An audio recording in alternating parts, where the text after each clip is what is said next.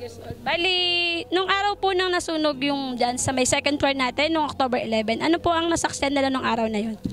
Andito po yung nasunog na yan, si Emelita, nagre-repack. Tapos sabi niya, akit daw siya ng bahay nila kasi nahihilo siya.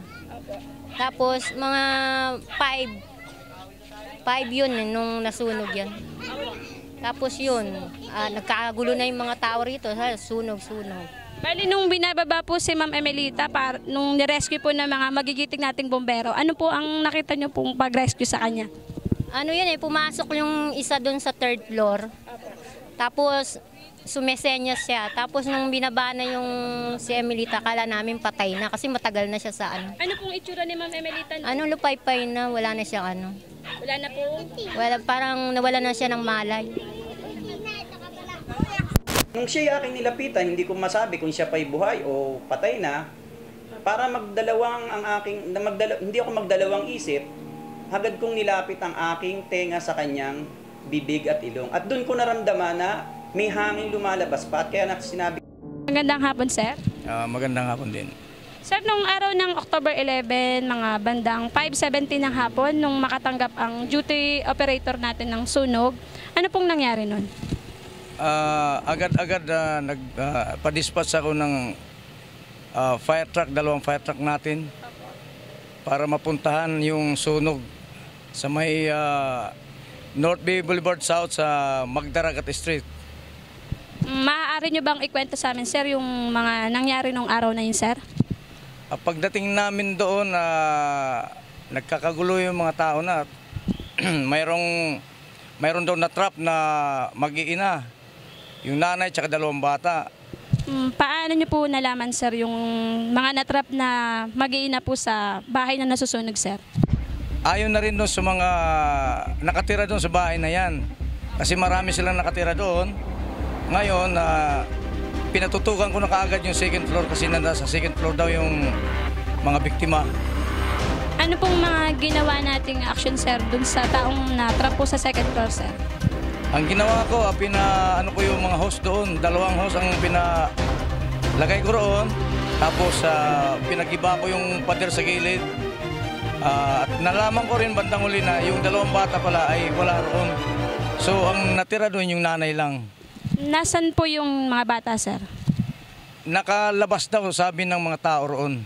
Nakalabas. Sir, masasalay sa inyo po ba kung ano pong itsura nung biktima natin sa second floor? Nung makita yung biktima sa second floor, unconscious na siya pero buhay. Nakadapa siya doon sa may parang higaan niya. So, nakuha siya doon. Doon siya nakuha sa second floor na yan. Ilang bombero po natin, sir, ang rumisponde sa sunog na yun, sir? Sa loob ng bahay, ibig mo sabihin, ang pumasok doon si FO3 Lope, FO3 Kabangbang, at saka si FO1 Lukahin. Yung pangatlong attempt ko na pumasok sa second floor, sa unang pinto, tinry kong i-search. So nabuksan ko naman at nakita kong wala, negative.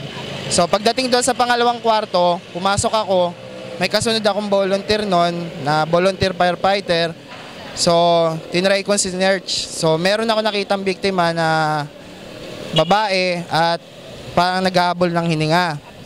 So nakasubsob siya doon sa may couch, sa may sopa.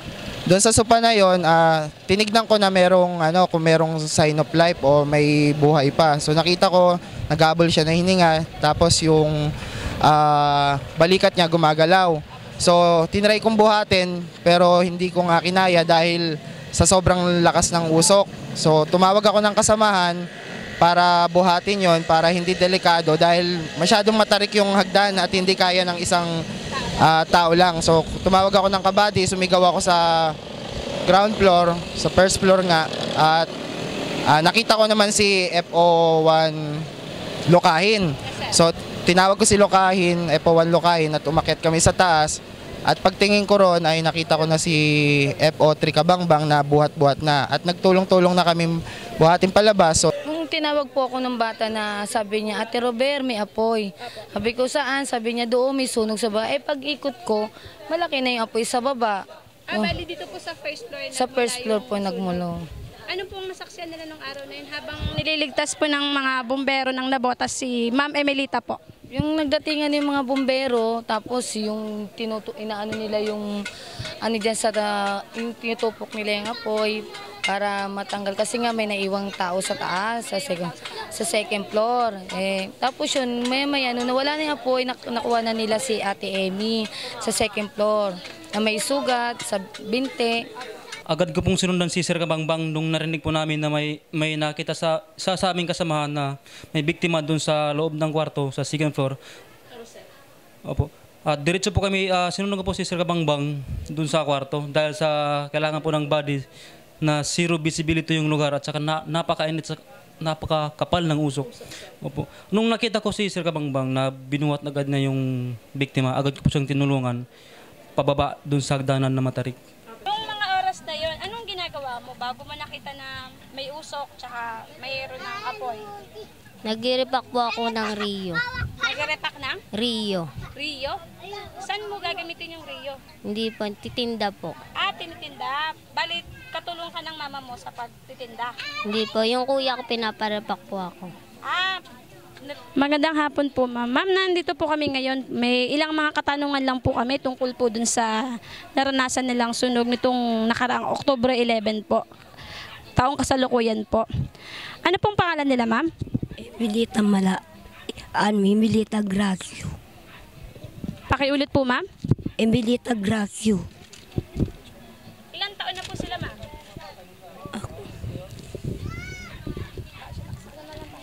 Ilang taon na po kayo, ma'am? Nasa 40. Ano po? 40. 40. Ano pong trabaho nila, ma'am? Titinda lang po ako ng bawang. Nagtitinda po ng Bawang. bawang. Saan po kayo nagtitinda ng bawang? Bagong Baryo, Muñoz. Bagong baryo mo.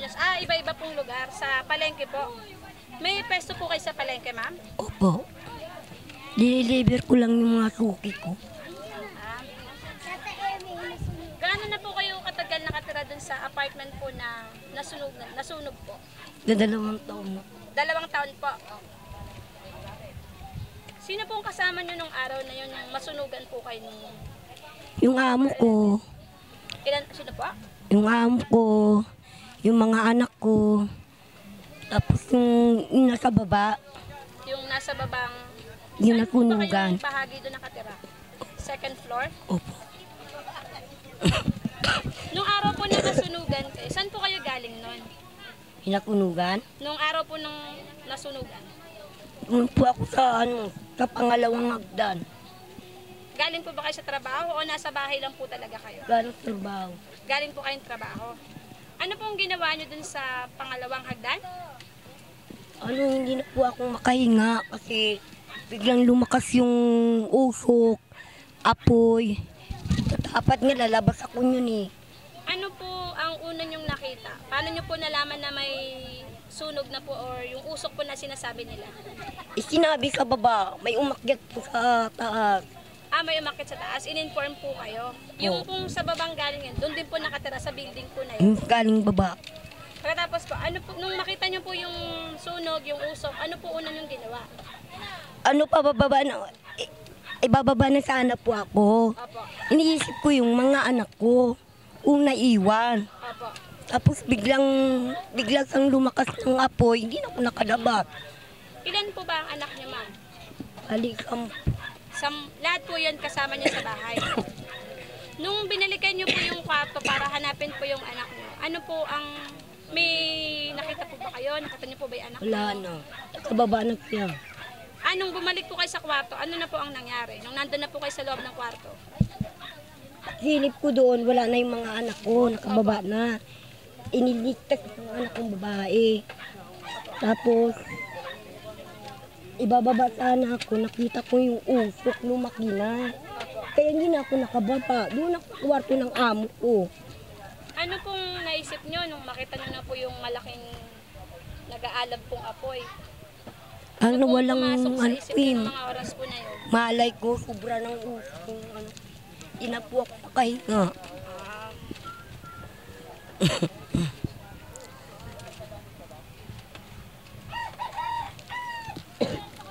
Nung magkamalay po kayo, sana po kayo noon. After po ng, di ba po, nawala na po kayo ng malay. Nung magkamalay po kayo, ano na po natatandaan nyo ng mga oras po na yun? Hindi po alam.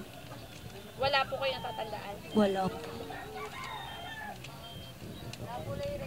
Nalaman ko na lang po sa ospital. Kondo. Opo, nung nasa ospital na po kayo, ano pong unang pumasok sa isip nyo? May nararamdaman ako to. Yung sunog ko mahapdi. Yung sunog ko po mahapdi. Tapos yung dito ko po. Nakayanan.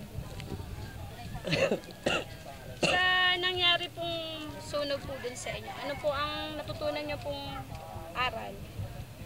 Ba? Nung sa nangyari pong sunog nung kamakailan lang, ano po ang natutunan nating leksyon or aral po dun sa nangyaring sunog? Wala. Ay, ang ibig ko po sabihin, ano po ang natutunan natin dun sa sunog? Ano po ang mga dapat natin gawin sa susunod para po maiwasan yung sunog? Ano, tatakbo na lang. Ano po ang masasabi niyo po sa mga nag-rescue po sa inyong bumbero, lalong-lalo na po sa Navotas City Fire Station po? Papasalamat po ako. Nung natinulungan po ako. Malakas po ng konti yung boses na. Lakas po konti. Nagpapasalamat po ako na tinulungan po ako.